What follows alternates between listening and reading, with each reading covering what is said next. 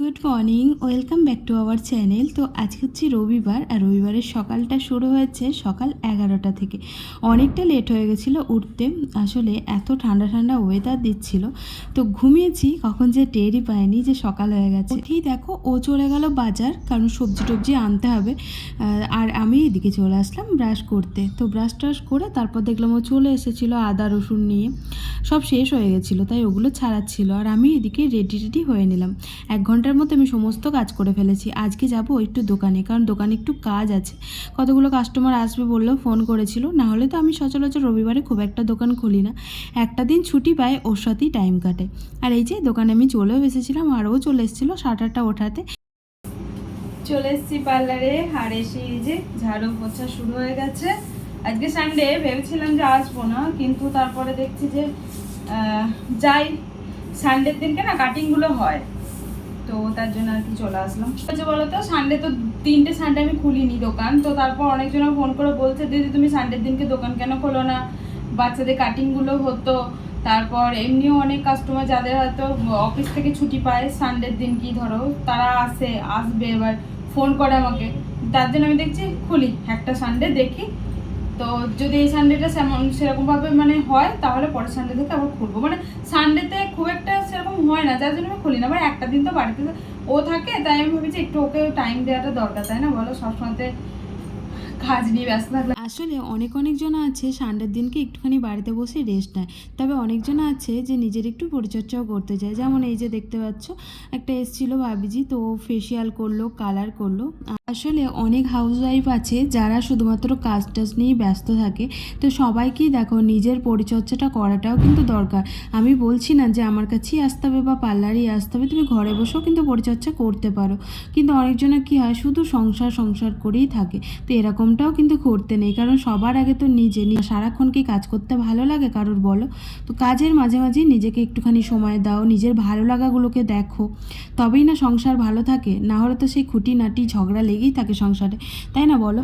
যখন দেখবে তুমি যে নিজের প্রয়োজনীয় জিনিসগুলোকে তুমি পূরণ করতে পারছো না, তখনই কিন্তু সংসারে অশান্তি লেগে যায়। ওই যে তুমি কোথাও যেতে পারছো না, বেরোতে পারছো না, একটু ঘুরতে পারছো না, নিজের পরিচর্যা করতে পারছো না, তখন দেখবে মনে হবে যে আমি কেন এই সংসারে আছি, তাই না? কেন বেঁচে আছি, এরকমইটা মনে হয়।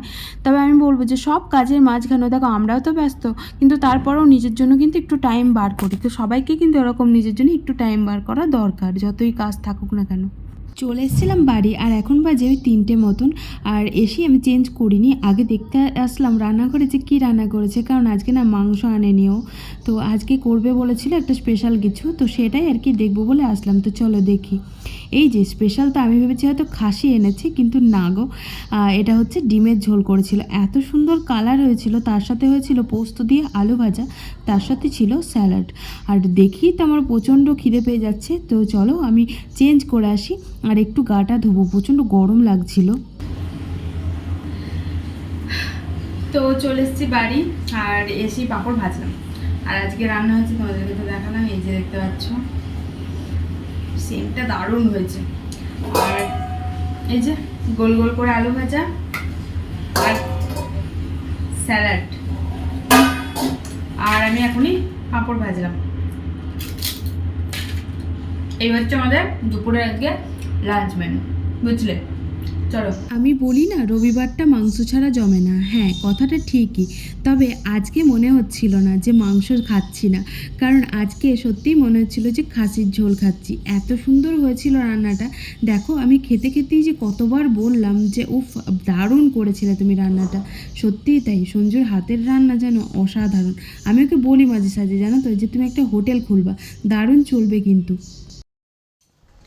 Good evening. তো এখন বাজে সন্ধ্যে 7টা, আর চলে এসেছি আমি কিচেনে। এখনো খাওয়া হচ্ছে একটু চা। মাথায় যন্ত্রণা করছে, এই রবিবারটা হলে আমার মাথায় যন্ত্রণা করে, কারণ ঠিক মতন ঘুম হয় না। একটুখানি শুই তো, তারপর আবার উঠতে হয় জল ভরার জন্য। আমি খাবো না, জল ভরার জন্য আমি যখনই ভিডিও করবো তখন আমার মুখের সামনে কিছু একটা নিয়ে চলে আসতে হবে খাওয়ানোর জন্য। তো প্রত্যেকটা দিন মানে জল ভরতে হয়, তো দিয়ে যার জন্য আর কি ঘুমানো হয় না। এখন একটু চা খাবো, খাওয়া দাওয়া করে কটা ভিডিও বানাবো, অনেকদিন ভিডিও শর্টস ভিডিও বানাই। তারপর আর কি, তারপর রাতে খেয়ে দিয়ে ঘুম। এই যে বসিয়ে দিচ্ছি চা। মাঝে মাঝে বরের প্রতি সত্যি খুব রাগ লাগে জানো তো। আজকেই যেমন বিকালবেলাতে প্রচণ্ড রেগে গেছিলাম, তারপর দেখলাম যে থাক, রান্না বান্না করেছে, অত কিছু করেছে, আর রাগ করে কি হবে। কারণ ওই যে তোমাদেরকে বললাম যে জল ভরার জন্য আমি তো ঘুমাতে পাই না। একটা রবিবার অন্তত জলটা ভরলে একটু আমি শান্তিতে ঘুমাতে পাই, কারণ এই জল জল করে আর ঘুমটা আসেই না। আর এদিকে খাওয়া দাওয়া করে ঘুমাতে ঘুমাতেই তো বেজে যায় তোমার ওই 4:30 মতন, তারপর 5:30টার সময় জল আসে, আর 1 ঘন্টার মধ্যে আমার সেরকম ঘুম হয় না। আর এই যে দেখো বসেছিলাম চা নিয়ে, তারপর ভাবলাম তোমাদেরকে একটা জিনিস দেখাই। এটা হচ্ছে ছাতাটা এনেছিল, কালারটা খুব সুন্দর লাগছিল। আসলে আমাদের এখানে বর্ষা না শুরু হয়ে গেছে, মাঝে সাঝে বৃষ্টি হচ্ছে, আকাশ মেঘলা হচ্ছে, তো ওর জন্যই এনেছিল। কারণ আমি তো কাছেই থাকি, আমার কোনো ব্যাপার না, কিন্তু ও তো একটু দূরে কাজে যায়, যদি বৃষ্টি পড়তে লাগে তাহলে তো বাড়ি ফিরতে পারবে না, তার জন্য আর কি নিল। বেশ সুন্দর না কালারটা, ওই পছন্দ করেছে। আর আমি তখন পার্লারেই ছিলাম, সকালবেলাতেই নেওয়া হয়েছে, তো তোমাদেরকে না দেখানো হয়নি। তাহলে আজকে ভিডিওটা এখানেই এন্ড করছি, আর বেশি বড় করলাম না। তো টাটা, গুড নাইট, ভালো থেকো।